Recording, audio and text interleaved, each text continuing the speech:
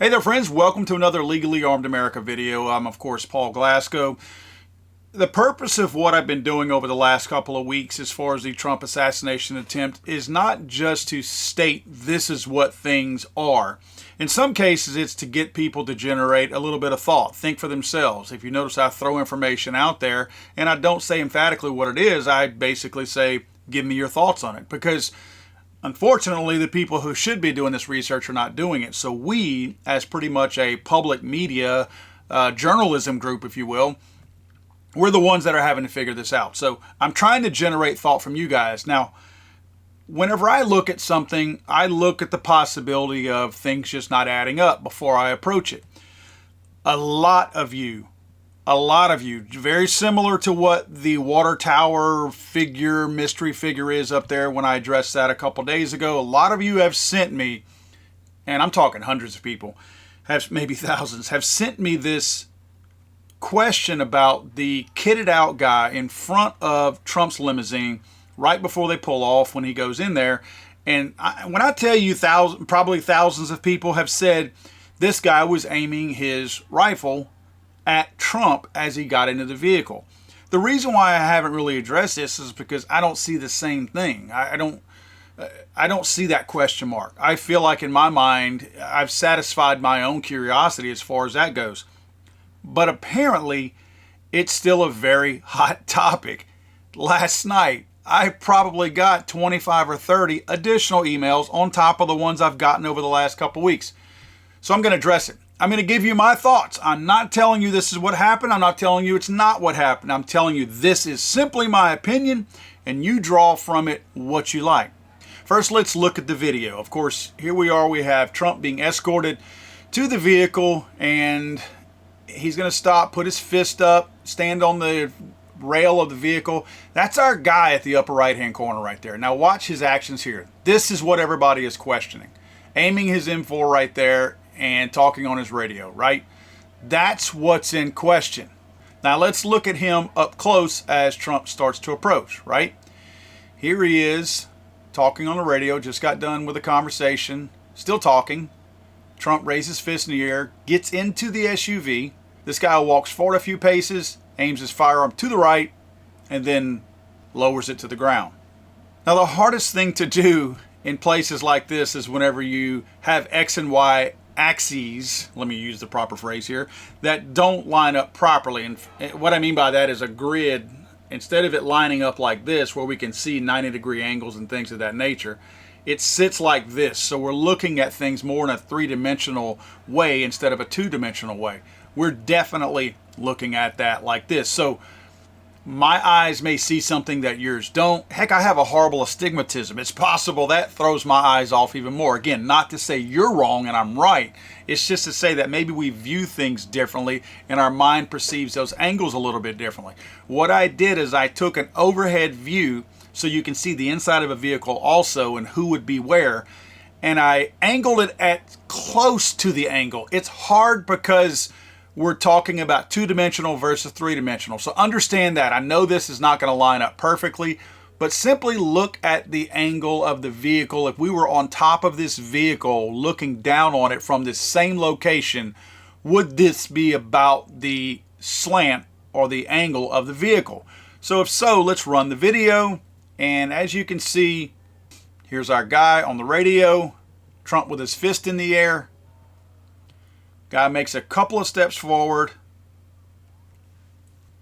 lowers his weapon, and then lowers it down to cold.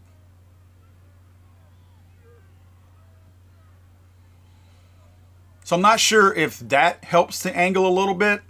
So I took a pretty cool little 360-degree program that's already online for this particular model, and I overlaid it just to see if it looks like I have this at the right angle. And it does appear that I do have this at that right angle.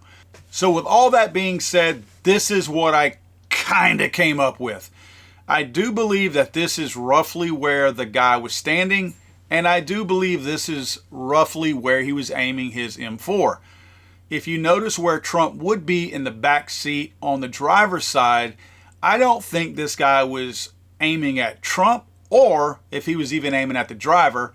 And even if he was, I went to the website who makes these types of vehicles, Alpine Armoring. There's a lot of things they do to these vehicles. These things are not your run-of-the-mill Suburbans. If you look at the third bullet down, protection against high-power rifles, including 7.62x39, 5.56x45, 7.62x51, and M80 ball.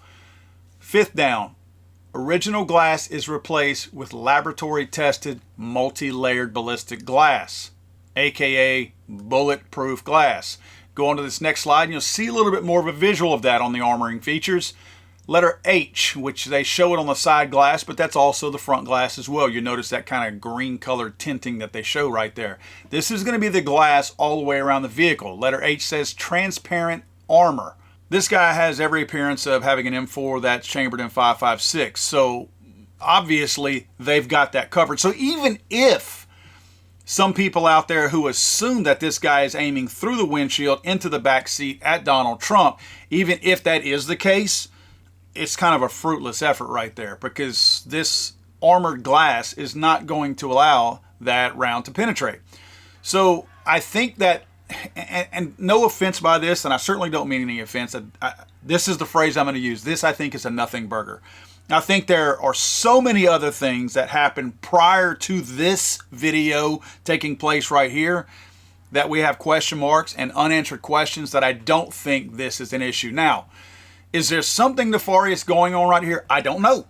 I don't know, but based on what I see and the video evidence that we are all looking at, I don't see anything. And again, based on the armor of the vehicle and the glass, it didn't seem to matter anyway if there was something like that going on. I think there are enough rats in the basement of people around Trump as it is, so I certainly am not going to say, are any of these guys okay with Trump losing his life?